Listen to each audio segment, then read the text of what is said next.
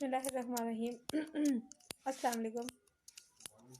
कल मैंने आपको मर्दों और औरतों दोनों को दर्जात जो इनके हैं वो मैंने आपको एक्सप्लेन करके बताया था।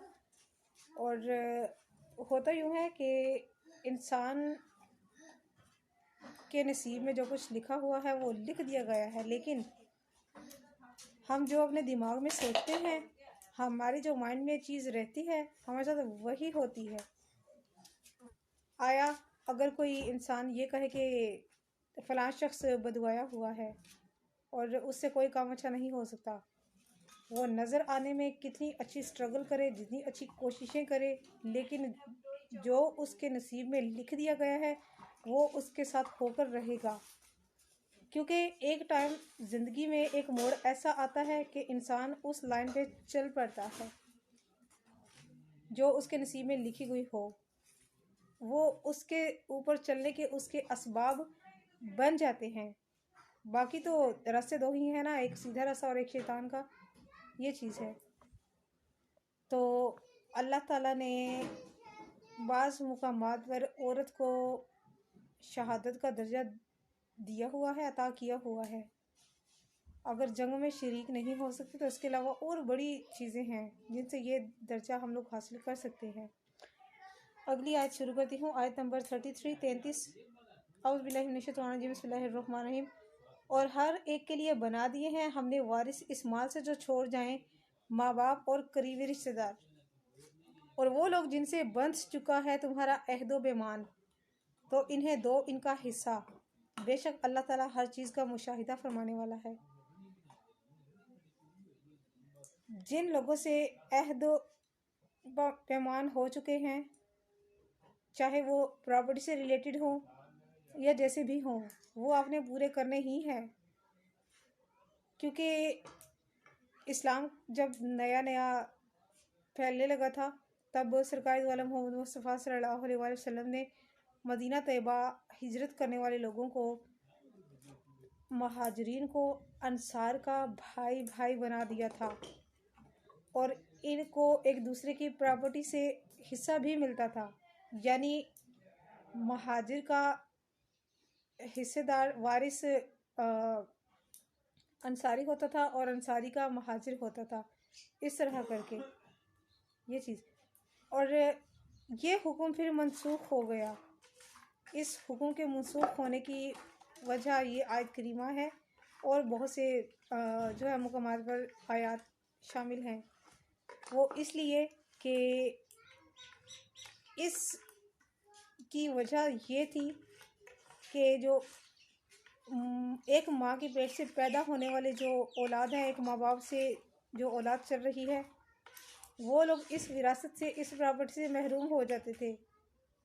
जो दूसरे लोग हैं उनको जो है हिस्सा दिया जाता था, लेकिन ये हुक्म मनसूख हो गया था। इस वजह से अल्लाह ताला ने फरमाया कि वालिदैन और करीबी रिश्तेदार चचा हो गया, फूफो हो गई, ताया हो गया, मामी मामू खाला खाला वगैरह सब कुछ, ये सारे करीबी रिश्तेदारों में आते हैं। बहन भाई भी आते हैं, क्योंकि उलुल अरहम यही लोग हैं। ये चीज़ है।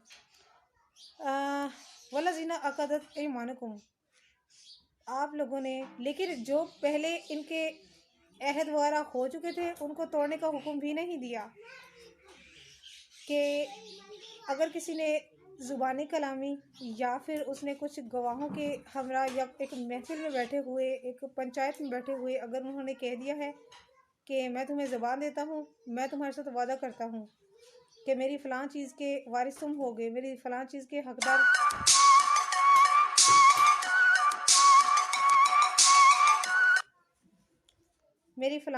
हकदार तुम होगे, तो वो निभाने हैं हमने, वो तोड़ने नहीं हैं। क्योंकि कसम तोड़ना, वादा तोड़ना, वो इसी आयत करीमा से ज़ाहिर हो चुका है। वल्लज़ीना अक़दत ऐमानुकुम फ़आतूहुम नसीबहुम, यानी कि तुमने उनको नहीं तोड़ना जो तुम्हारा तय हो चुका है, जो अहदो पैमान तुम कर चुके हो, उनको निभाना है, उनको पूरा करना है। ये चीज़ है। यहाँ पर लफ्ज़ मुवाली यूज़ हुआ है। वालिदानी वलकरबून वलिकुल्लिन जअलना मवालिया। मवाली से मुराद वारिस है। अहले अरब जो है वो जो चचा है ना उसको भी बाप का दर्जा देते हैं। अहले अरब उसको भी बाप का दर्जा, जाहिर है एक दादा की औलाद है तो वो वालिद बजा ही है, ये चीज़ है। इब्ने जरीर का कौल है कि अरब चचा के बेटे को भी मवाली कहते हैं, उसको भी मौला कहते हैं। मौला इसलिए कहते हैं कि वो दादा एक होता है उनका, यानी कि एक बाप की औलाद से जो लोग आ रहे हैं वो सारे के सारे मवाली हैं, ये चीज़ है। हज़रत इब्ने अब्बास रज़ी अल्लाह फरमाते हैं कि इस्लाम से पहले ये दस्तूर था कि दो शख्स आपस में मुआहिदा कर लेते हैं कि तू मेरा वारिस होगा और मैं तेरा वारिस होगा। इस तरह कबाइले अरब भी एक दूसरे के हलीफ बन जाते। रसूल पाक सल्लल्लाहु अलैहि वसल्लम ने फरमाया कि दौर जहालियत में जो तुम्हारे मुआहिदे हो चुके हैं वो कायम रहेंगे, लेकिन नेक्स्ट टाइम उनके इस्लाम में कोई गुंजाइश नहीं है। ये नहीं हो सकता कि हम लोग ये कहें कि हमारी प्रॉपर्टी का या हमारी जायदाद का हमारा वारिस फलां होगा, वो नहीं, वो कभी नहीं होगा। जो हमारा सगा रिश्तेदार, हमारा बहन भाई या हमारी बेटी बेटा वो नहीं है तो कोई और नहीं हो सकता, क्योंकि हज़रत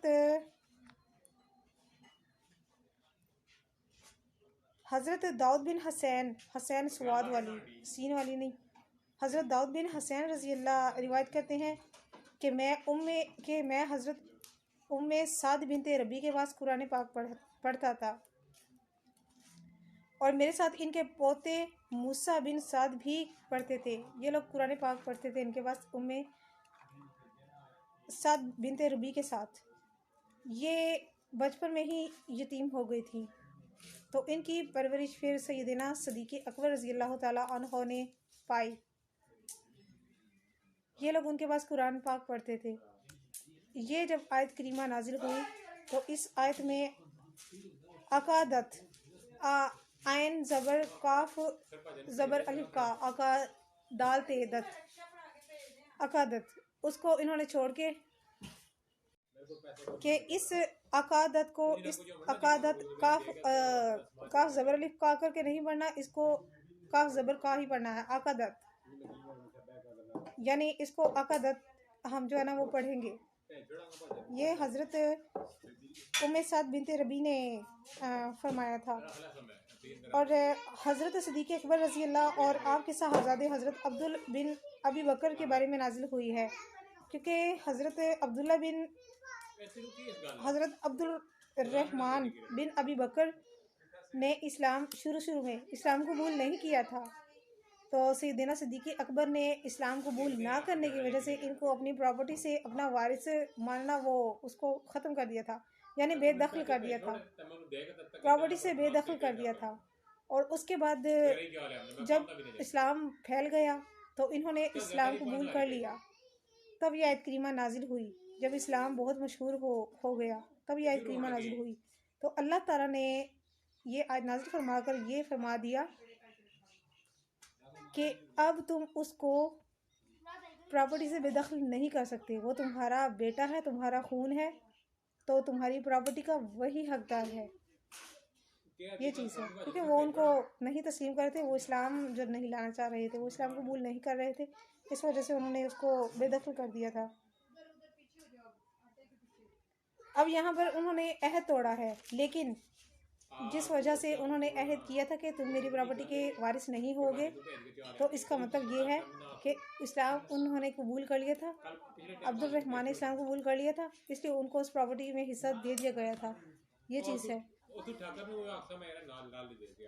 हर शख्स के वारिस इसके करीबी रिश्तेदार होंगे, खवा वालिदैन हो या दूसरे रिश्तेदार। ये ख़त्मी फैसला हो चुका है, अब इसके पास अगर मगर या कोई गुंजाइश नहीं रहती। रसूल पाक सल्लल्लाहु अलैहि वसल्लम ने इरशाद फरमाया कि हिस्सेदार वारसों को देकर जो बाकी बचे वो उसबा है, वो उसबा दे दिया करो, उसबा को दे दिया करो, ये चीज़ है। और ये सारी नसीहतें जो है ये हमारी दीन के बारे में हैं, और कुरान करीम से हटकर हम इंशाल्लाह ना कोई करेंगे, ना कर सकते हैं हम। ये चीज़ है। अल्लाह ताला ने हर चीज़ के हर एक चीज़ कुरान करीम में बयान फरमा दी है। ये चीज़ है आजकल के लिहाज से। खैर आजकल का तो आपको भी बेहतर पता होगा। ये चीज़ है। इन शॉर्ट वर्ड्स, प्रॉपर्टी कोई और नहीं खा सकता, जो सगे रिश्तेदार है वो खा सकते हैं। अदरवाइज़ यहाँ पर तो ऐसा भी होता है कि जो मालिक हो ना, जिस बाप ने सारा पैसा खर्च करके एक घर बनाया है, एक वो बना लिया उसने ठिकाना, जो असली उसकी औलाद है वो महरूम है, भतीजे रह रहे हैं। लेकिन गांव वालों का, गांव वाले ही होते हैं, ये कुफ्र और निफाक में सख्त होते हैं। ये चीज़ है। अल्लाह ताला ने दीन के बारे में फरमा दिया है। कुछ मुआहदे बाहिमी और मदद और नुसरत के लिए होते थे और बाज़ मुआहदे एक दूसरे का वारिस बनने के लिए किए जाते थे। जैसा कि पहले मैं अक्सर बयान कर चुकी हूँ। हज़रत इब्न अब्बास रज़ी अल्लाह का कौल भी गुजर चुका है। इब्तिदा इस्लाम में मुहाजिर इब्न अंसारी भाई का वारिस बनता था और इसके करीबी जो दूध वाले जो माँ के पेट वाले जो रिश्तेदार हैं वो सारे विरासत से महरूम रह जाते थे, यहाँ तक ये हुक्म नाज़िल हुआ। और इसके बाद कोई इस तरह की गड़बड़ दोबारा नहीं हुई। ये चीज़ है।